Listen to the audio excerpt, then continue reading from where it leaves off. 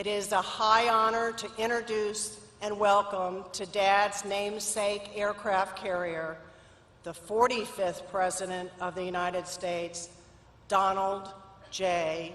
Trump.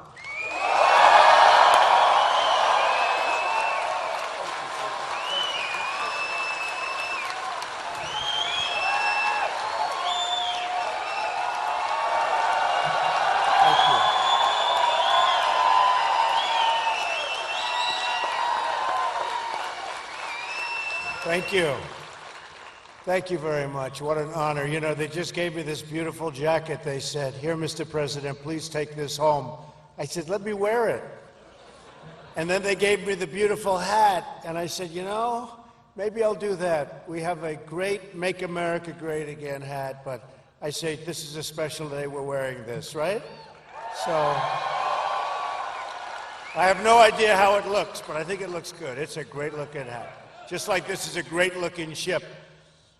Thank you. I'm privileged to stand here today with the incredible men and women of the United States Navy.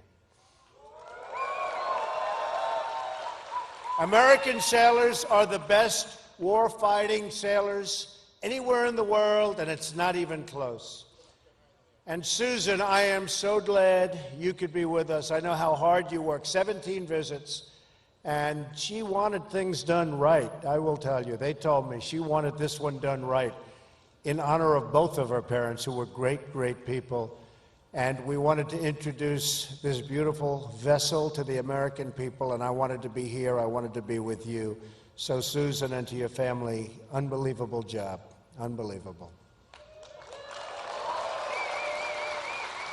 The soon-to-be commissioned Gerald R. Ford, USS, what a place. It's almost, it really feels like a place. You stand on that deck and you feel like you're standing on a very big piece of land, but this is better than land. It'll not only be a great symbol of American strength, but a great legacy for your father and our former president, Gerald Ford. President Ford was a Navy man. By the way, he was also a great athlete, for those of you that didn't know. He saw action in the South Pacific during World War II. He served this country with honor in the military, in Congress, and in the White House. The proud dignity of this ship is a fitting tribute to Gerald Ford, the man and the president. Congratulations to all of the men and women who helped build it. This is American craftsmanship at its biggest, at its best, at its finest. American workers are the greatest anywhere in the world. This warship and all who serve on it should be a source of shared pride for our nation. We're joined today, better believe it, right? Better believe it. Better believe it. And by the way, we're going to soon have more coming.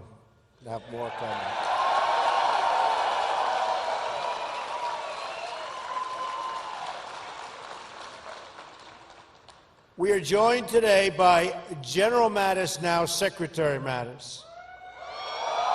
Where is he?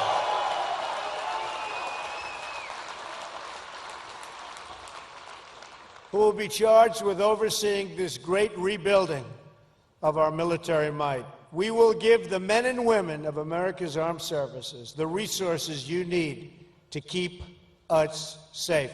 We will have the finest equipment in the world, planes, ships, and everything else. We are going to have, very soon, the finest equipment in the world.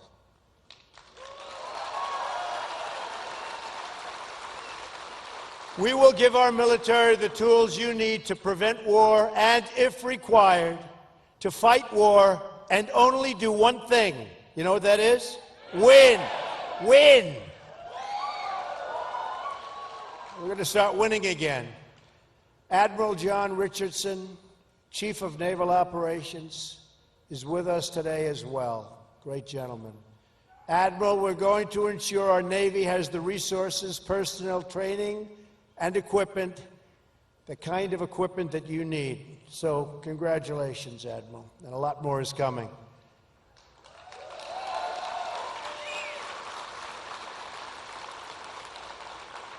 Let me congratulate Captain Richard McCormick, Commanding Officer of the Gerald R. Ford. This ship will make an extraordinary addition to the fleet, like no other. Anywhere in the world, there's nothing like this. It represents the future of naval aviation. I have no greater privilege than to serve as your Commander-in-Chief and the Commander-in-Chief of the men and women of the United States military. Great people. Great, great people.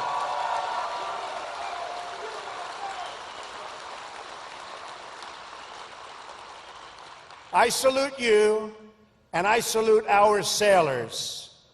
I will always support you and your mission. I will never, ever let you down. And I also have to recognize Mike Petters, President and CEO of Huntington Ingalls Industries, along with Matt Mulheron, President of Newport News Shipbuilding. They won't let you down either. They're not going to let you down either. To those who serve our nation in uniform, and to those who build the instruments of our defense, I thank you on behalf of our nation. I agree. Our carriers are the centerpiece of American military might overseas.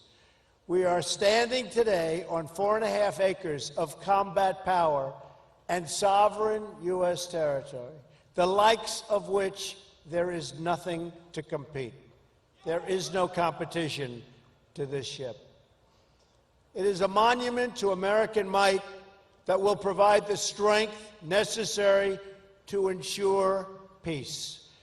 This ship will carry 4,500 personnel and 70 aircraft and will be a vital component of our defense. This carrier and the new ships in the Ford class will expand the ability of our nation to carry out vital missions on the oceans to project American power in distant lands. Hopefully, it's power we don't have to use. But if we do, they're in big, big trouble.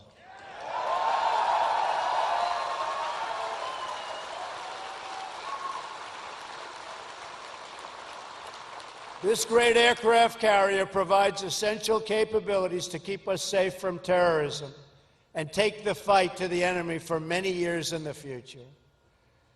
The great Admiral Nimitz, who commanded the U.S. Pacific Fleet through the Second World War, once said, "It is the function of the Navy to carry the war to the enemy so that it will not be fought on U.S. soil." True.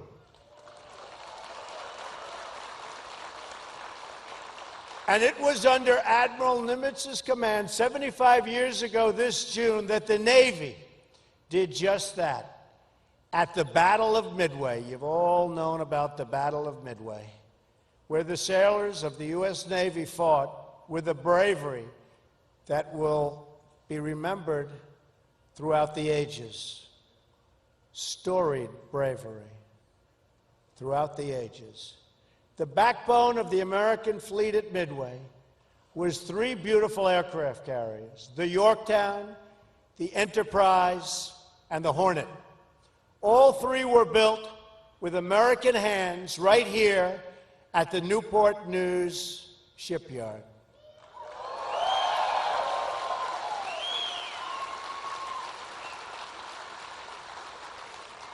At Midway, America was greatly outnumbered by, a lot. And its fleet badly damaged, but the heroic deeds changed the course of history. Many brave Americans died that day, and through their sacrifice, they turned the tide of the Pacific War. It was a tough tide. It was a big tide. It was a vicious tide, and they turned it. Countless other Americans in that war, some of them parents and grandparents to people in this room today, came home thanks to their very heroic deeds. The sailors at Midway are part of a long line of American heroes, an unbroken chain of patriots from each generation to the next, who rose to defend our flag and our freedom. That legacy continues today as American warriors protect our people from the threat of terrorism.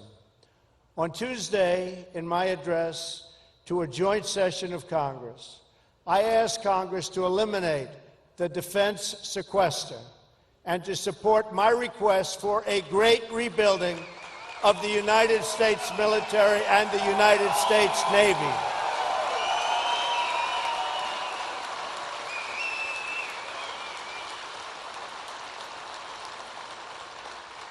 After years of endless budget cuts that have impaired our defenses, I am calling for one of the largest defense spending increases in history. And by eliminating the sequester and the uncertainty it creates, we will make it easier for the Navy to plan for the future and thus to control costs and get the best deals for the taxpayer, which of course is very important, right? Got to get a good deal. We don't make a good deal, we're not doing our job. The same boat for less money, the same ship for less money, the same airplanes for less money. That's what we're doing. That's what we're doing. It means we're going to get more of them, and we can use them. Our military requires sustained, stable funding to meet the growing needs placed in our defense. Right now, our aging frontline strike and strike fighters, the whole aircraft, many, many aircraft, are often more likely to be down for maintenance than they are to be up in the sky. Our Navy is now the smallest it's been since, believe it or not, World War I. Don't worry. Going to soon be the largest it's been. Don't worry. Think of that. Think of that. In these troubled times, our Navy is the smallest it's been since World War I. That's a long time ago. In fact, I just spoke with Navy and industry leaders and have discussed my plans to undertake a major expansion of our entire Navy fleet, including having the 12-carrier Navy we need.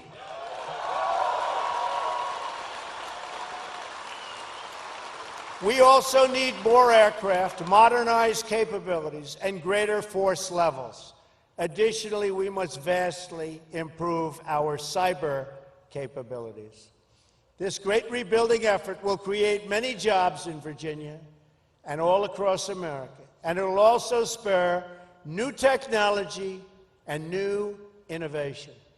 America has always been the country that boldly leads the world into the future, and my budget will ensure we do so and continue to do exactly that. American ships will sail the seas. American planes will soar the skies. American workers will build our fleets.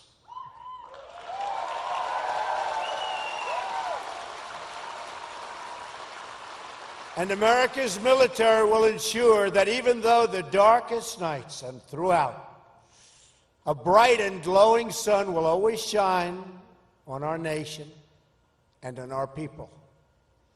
Our Navy is great. Our Navy is great. Our people are great. Great.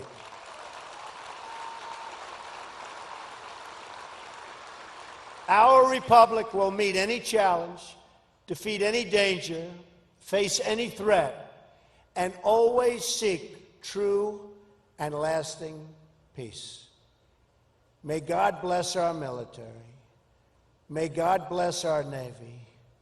May God bless the wonderful Gerald Ford family. And may God continue to bless the United States of America. Thank you very much.